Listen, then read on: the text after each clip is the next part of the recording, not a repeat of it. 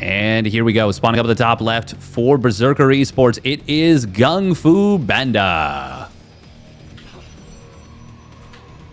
And his opponent, down in the bottom right, representing the Platinum Heroes, it's YoungYakov.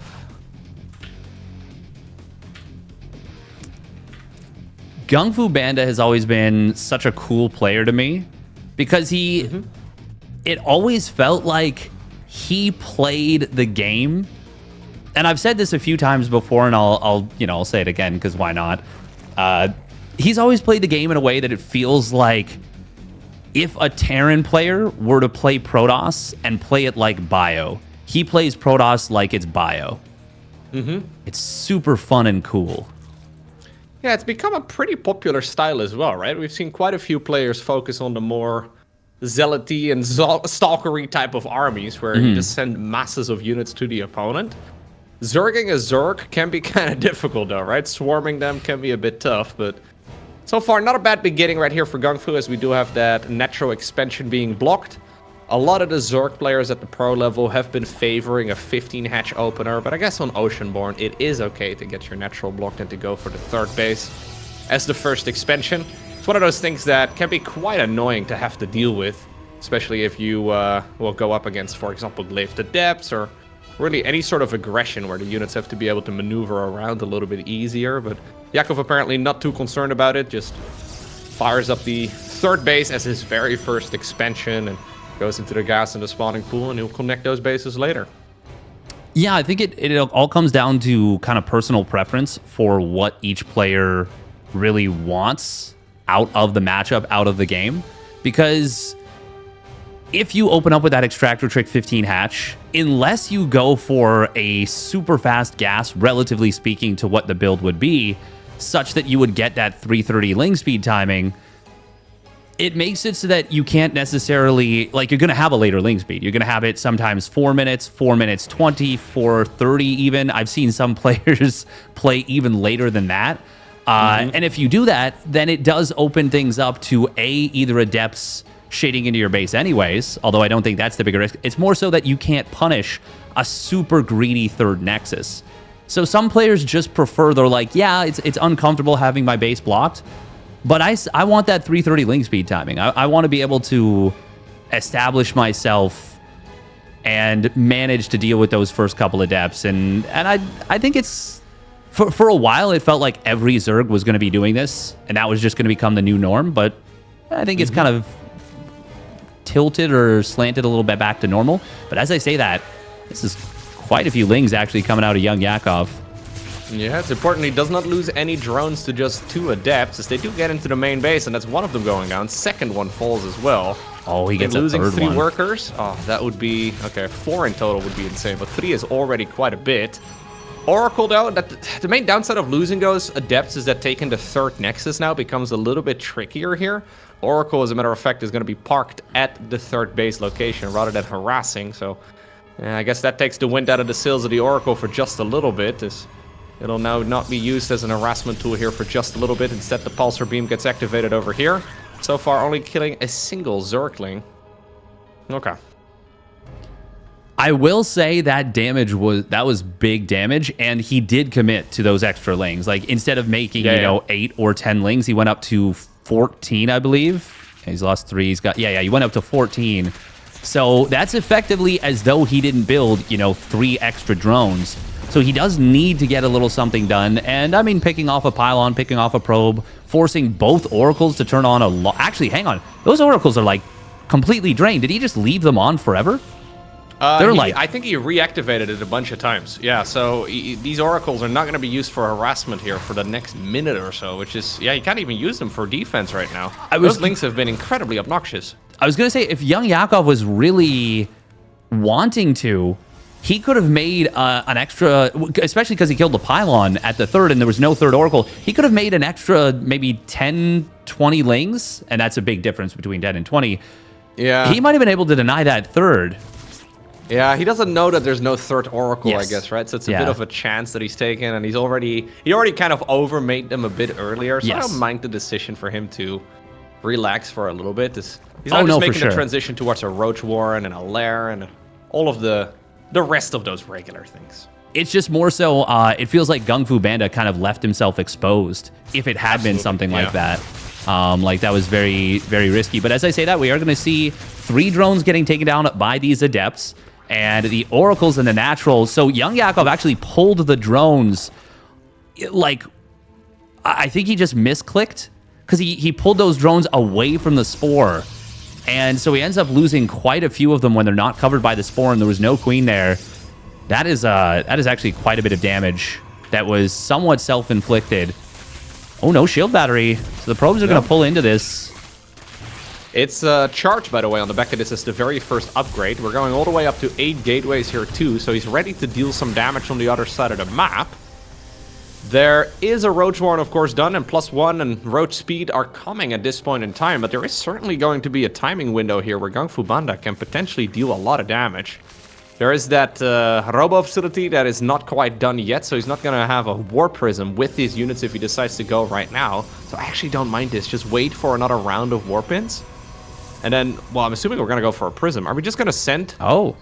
We're just going to send it right now? That is something that some Protoss players have started doing recently. Players like MaxPax have been starting to do this a fair bit. This is something an NA player named Heaven loves to do. Oh, look at that little wall from YoungYakov. That's beautiful. A couple of Evo chambers blocking. He already had roaches that would have probably been able to deal with this anyways, but make sure he gets the most cost-efficient defense that he can, and GunGFuBanDa really has no choice but to run away.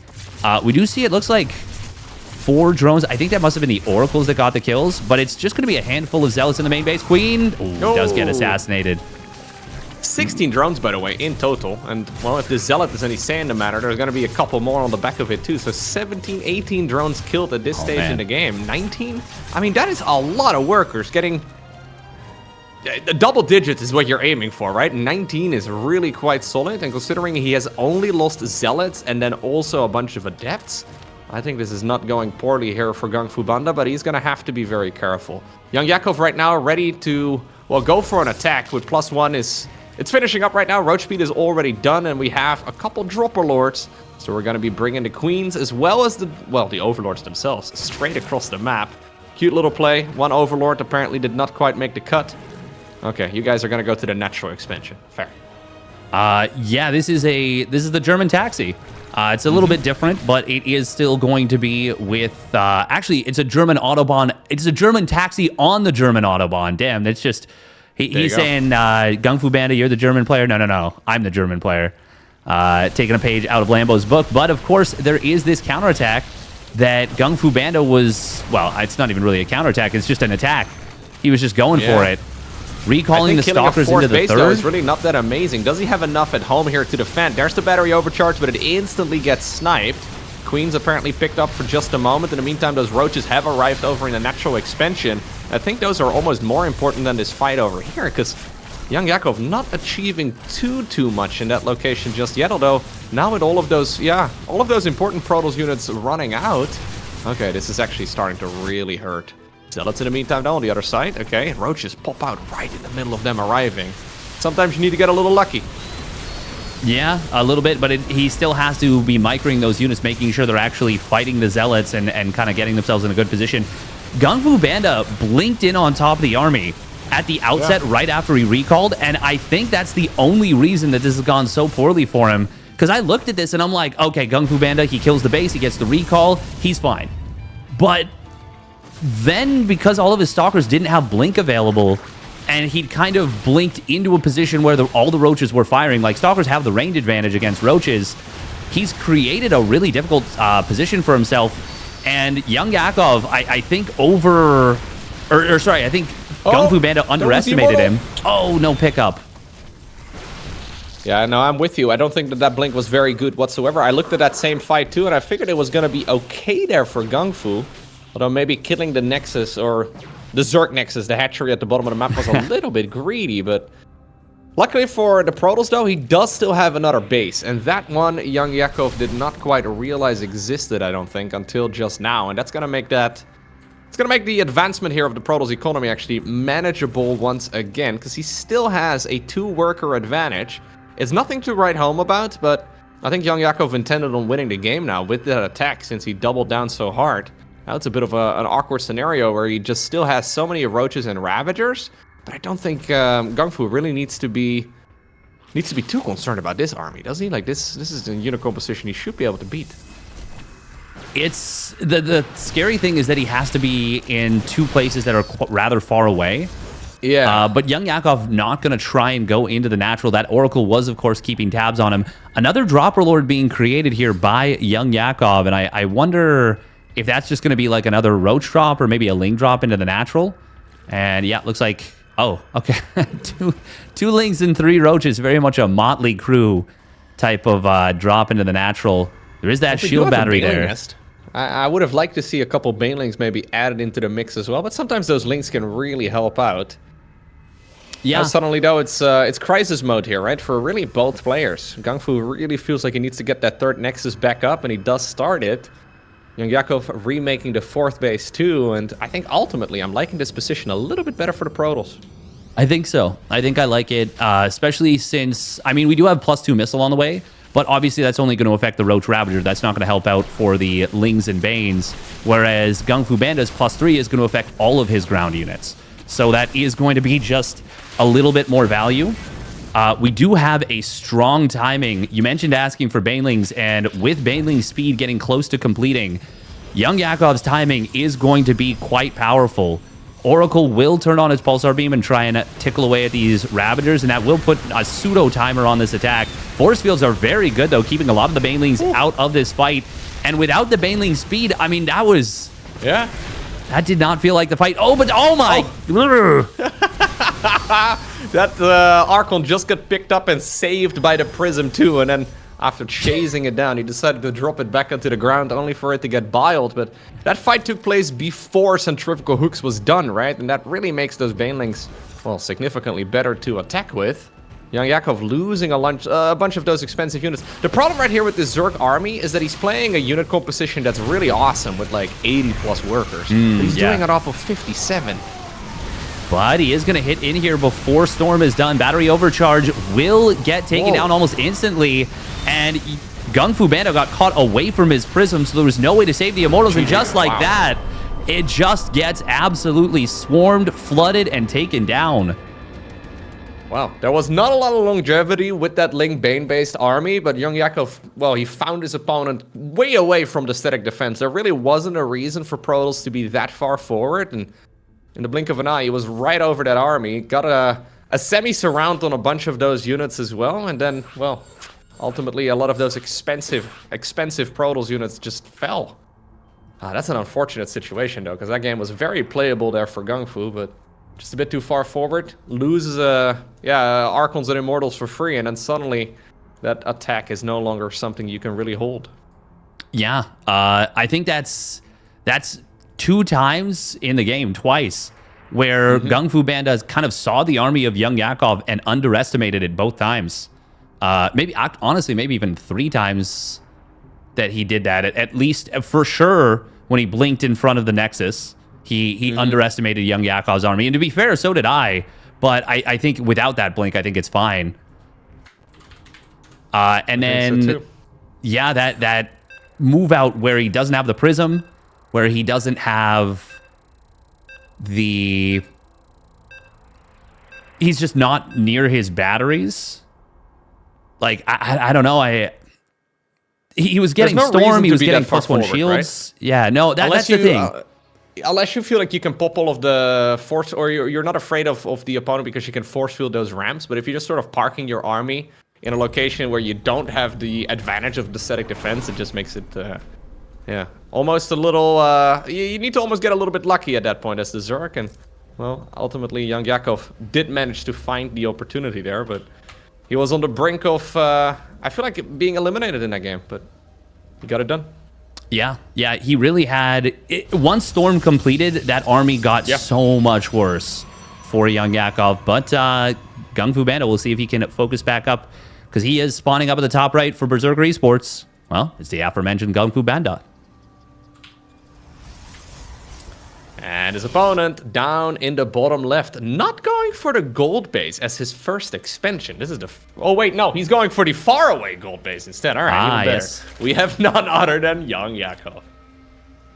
That is pretty wild. So we were talking about the new maps a lot over the last couple of broadcasts. It makes a lot of sense because these maps are a little bit funky. I would say that this one is one of the strangest ones. It almost feels to me like a 2 versus 2 map that managed to sneak into the 1v1 map pool. So there's a free-to-take base with 3 golden mineral fields, well, on the same area, there you go, as the main. So every single game that I've seen on this map so far, it seems players just take that expansion as quickly as possible because it's super safe. Right now, yeah, GunGFuBanDa took a bit of a double take right there with the probe as well, right? He's like, wait a second, something is a little off here. The timing here is certainly indicative of a hatchery first when I look at the spawning pool, but okay. It's going to be a gold base first because that is one of the structures as well that is, or one of the setups rather as well that, well, our Zerg player is going to make use of. And Protoss is going to have a mirrored location on the other side of the map, but he probably won't be taking this spot until probably his 4th base at earliest. Yeah, this is a super weird map post-youth. For me, it's the weirdest map in the pool by a lot. And it's not just because of the gold base in the middle. It's not just because of that half gold in the main, although those are contributing factors. It's the fact that it feels so weirdly cramped while simultaneously feeling like... So it feels cramped in that sense. It's good for force fields, but it feels uncomfortable for Protoss to cross the map because there's a lot of relatively wide open positions when you're crossing. It feels like no one is really comfortable on this map, you know? And that creates a really neat dynamic.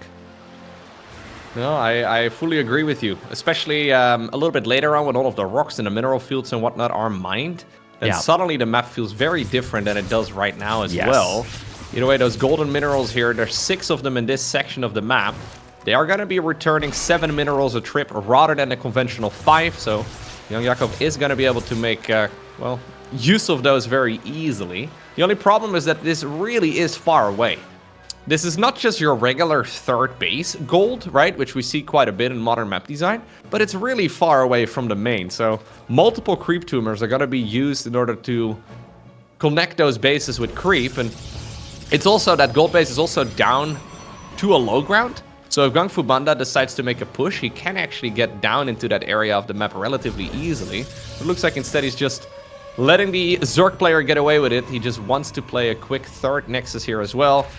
345, 350 or so is the usual time for it. But not only is the gold base far away, this expansion is actually also quite a reach from that main section. Yeah, it really is. It's a far cry away. And there's also not really anywhere that you're comfortable to wall as a Protoss against Zerg. No energy. He has no energy on the Oracle. Oh my god, he did it again. Oh. I think he just did not deactivate it. That is a big problem. GunGFuBanDa has not yet been severely punished for this, but if he keeps doing this, like, this is... YoungYakov's going to recognize it, and he's gonna take a big advantage with this. Absolutely. One thing I do want to mention about the gold base is that your creep spread gets developed so much earlier forward. If you can hold it, I mean, what a wise statement Steadfast makes. If you can hold the gold base, it's really good for you. But if you can hold the gold base, this one in particular is really... It makes the map so uncomfortable for Protoss to do anything on. No, I know what you mean, because especially when Zergs take it as like their 4th or maybe their 3rd, usually the creep isn't quite that far forward and it's difficult to contain that spot or to really defend that section of the map. And taking it as like your very first expansion, I guess, allows you a ridiculous amount of creep spread. Yeah. Because already YoungYakov is crossing the halfway point. Exactly, that's what I'm saying. It's like super far forward. Now we are going to see these oracles getting a fair bit of damage in the main base. 6 drones going down. That is quite nice. Oh, don't lose it. Okay, well, the Queens, they stepped a little bit further north. I think they would have been okay. But... Yeah, I think that was... What was the HP on that Oracle? It was not particularly high. No more than 3 shots, I think. Yeah, it looks like 25 HP on that one Oracle. So yeah, 3 more shots would have done it. That's, well, as long as you get out, that's that's all that matters. That's the most important part right here for GunGFu, that's for sure. He's already going into a Templar Archives, by the way. So Blink together with the +1 and then already a Templar Archives. It's the upgrade he wanted in the previous game. If only he had it. This is such a strong style of play as like macro-based Protoss. Like it is just so incredibly powerful if you can get up to that Storm, which you should be able to do on 3 bases pretty comfortably. Classic kind of pioneered the style, and it's extremely powerful. But obviously you don't want to do it every game because then, you know, you run into the risk of being blind countered. That is something that's really important against Zerg, is that to have a lot of different strategies. And I think that's why the player Hero does so well. He is so build order diverse. But as far as standard play goes, this is fantastic. We've got another Overlord speed. This is going to be another German taxi, I think. Does he even need to? It's like the creep is already there. He basically has creep. Yeah, he has creep over at his opponent's expansions. Like, we can bring the Overlords to maybe bring a little bit more of it forward, but do we really need to drop? Unless he wants to go into the main base, I guess he can sort of like elevator units into the main if he wants to, but yeah, +1 is finishing up, Roach speed is finishing up. I mean, he's certainly ready for a push. I'd love to see him just drop 8 lings into the main and just while the attack is going on, like, see if he can't, you know, really get his opponent. Ooh, Stasis Ward does grab a couple of units. Storm is not yet done. This could be the timing that YoungYakov needs to punch his ticket for a series victory here. Absolutely. He's trying to push forward right now. Okay, those Roaches do find themselves in a bit of a stasis. Storm is going to finish up in 8 seconds. Oh my god, the Templar are barely surviving, but now it's done. And only, 1, 2? Yeah, 2 storms is what he's gonna get. The stasis Roaches. Those units don't take damage while in stasis. No. GG. Wow. Well, I said it was a good build unless it gets blind.